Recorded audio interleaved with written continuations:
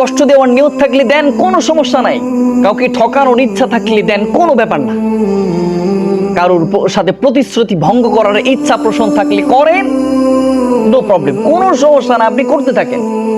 কারোর হক নষ্ট করছেন, করতে থাকেন, কিন্তু যা আপনি করছেন তার দ্বিগুণ সহ্য করার ক্ষমতা রাখেন।